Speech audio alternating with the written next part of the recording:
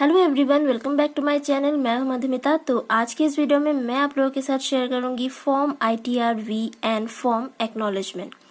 तो form ITR-V होता है income tax return verification form. Form ITR-V जो कि हमारा Indian income tax return verification form assessment year 2020-21 में ये पूरी तरह चेंज हो चुका है। इसका फॉर्मेट पहले कुछ अलग था और अब पूरा इसे चेंज कर दिया गया है। तो अभी ये फॉर्मेट है कुछ इस तरह। तो पहले यहाँ पे आपका नाम रहेगा, फिर PAN number, then form number, फिर आपने कौन से सेक्शन के अंदर में अपनी रिटर्न फाइल की है वो यहाँ पे रहेगा, फिर यहाँ पे रहेगा आपका e filing acknowledgement number. Then after that एक छोटा सा यहाँ पे वेरिफिकेशन पार्ट है, फिर यहाँ पे है सिग्नेचर जहाँ पे आप लोगों को साइन करना होगा, और यहाँ पे रहेगा डेट ऑफ सबमिशन यानी कि आपने कौन से डेट में फाइलिंग की है। तो पहले यहाँ पे आपकी इनकम डिटेल्स और टैक्स डिटेल्स भी यहाँ पे शो होता था, लेकिन अभी इसे पूरी तरह चेंज करके ऐसा कर दिया गया है। तो इनकम टैक्स रिटर्न से फाइल करना ही लास्ट स्टेप नहीं होता, उसके बाद आप लोगों को आपकी रिटर्न जो है उसे वेरीफाई करवाना पड़ता है। पेयर्स वो जो भी रिटर्न फाइल करेंगे ITR-1 से लेके ITR-7 तक जो भी फॉर्म चूज करेंगे, फाइलिंग के बाद उन्हें ऐसा एक फॉर्मेट मिलेगा जो कि है फॉर्म ITR-V जो कि है रिटर्न वेरिफिकेशन फॉर्म।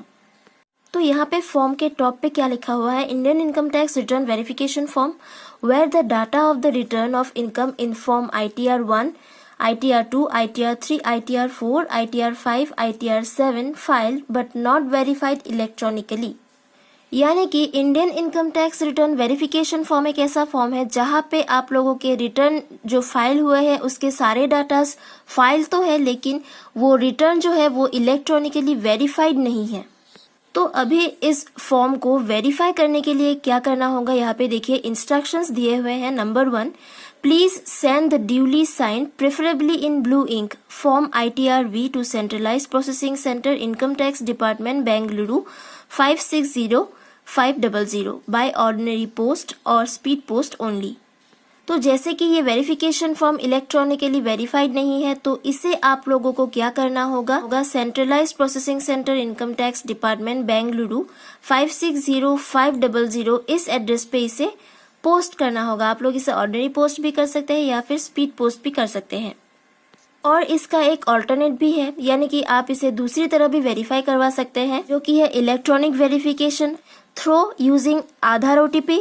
आप लोग आधार OTP यूज करके इसे ई वेरीफाई करवा सकते हैं, या फिर आप थ्रू नेट बैंकिंग आपके ई फाइलिंग अकाउंट को लॉगिन करके कर सकते हैं, या फिर आप लोग अपने जो प्री वैलिडेट बैंक अकाउंट है या फिर डीमेट अकाउंट है उसके थ्रू EVC जनरेट कर सकते हैं। आप लोग इसे थ्रू बैंक ATM भी वेरीफाई करवा सकते हैं। इनमें से आधार OTP वाला प्रोसेस ज्यादा इजी होता है, जिसमें एक OTP भेजा जाता है आप लोगों के मोबाइल नंबर पे। जो मोबाइल नंबर एक्टिव हो और आपके आधार नंबर के साथ उसे लिंक होना पड़ेगा। इसके बाद सेकेंड इंस्ट्रक्शन में क्या दिया गया है, form ITR-V shall not be received in any other office of the income tax department और इन एनी अदर मैनर। यानी कि इस फॉर्म ITR-V को इनकम टैक्स डिपार्टमेंट के दूसरे किसी ऑफिस में इसे रिसीव नहीं किया जाएगा या फिर दूसरे किसी मैनर में इसे रिसीव नहीं किया जाएगा। The confirmation of receipt of this form ITR-V at ITD CPC will be send to the email ID registered in the e filing account. जब आप लोग ITR-V फॉर्म को बाय पोस्ट आप इसे बेंगलुरु भेजेंगे, तो वहां पे रिसीप्ट हुई है या नहीं इसका इन्फॉर्मेशन आप लोगों को थ्रू ईमेल ID दिया जाएगा जो कि आपके ई फाइलिंग अकाउंट के साथ लिंक है। थर्ड इंस्ट्रक्शन में किया दिया हुआ है, on successful verification the return filing acknowledgement can be downloaded from e filing portal as a proof of completion process of filing the return of income.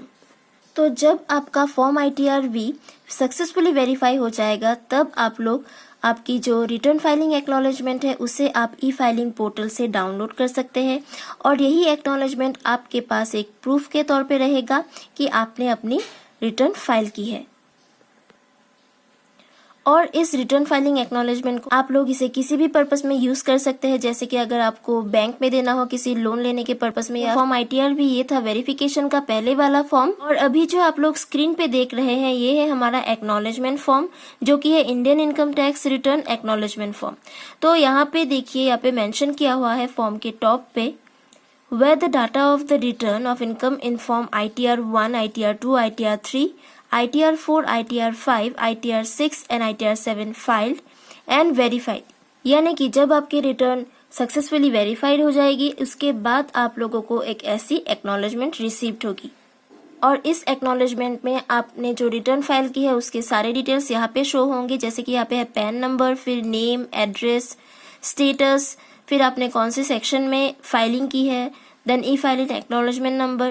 तो यहाँ पे शो होगा आपका टोटल इनकम, देन आपने कितनी टैक्स पे की है, कितनी आपको रिफंड मिलेगी, ये सारे इन्फॉर्मेशन यहाँ पे शो करेंगे। यहाँ पे देखिए आप लोग, यहाँ पे लिखा हुआ है do not send this acknowledgement to CPC Bengaluru, यानी कि इस एक्नॉलेजमेंट को आप लोगों को बेंगलुरु नहीं भेजना है क्योंकि ये ऑलरेडी वेरीफाइड हो चुका है। तो इन दो फॉर्म्स में हुए चेंजेस के कारण टैक्स पेयर्स को कंफ्यूजन हो सकती है, तो बिना किसी कंफ्यूजन के अपनी रिटर्न फाइल कीजिए। और आज का वीडियो आप लोगों को कैसा लगा ये मुझे कमेंट सेक्शन में जरूर बताना, और अगर वीडियो अच्छी लगी है तो इसे एक लाइक दे देना और मेरे चैनल को सब्सक्राइब करना। Thank you.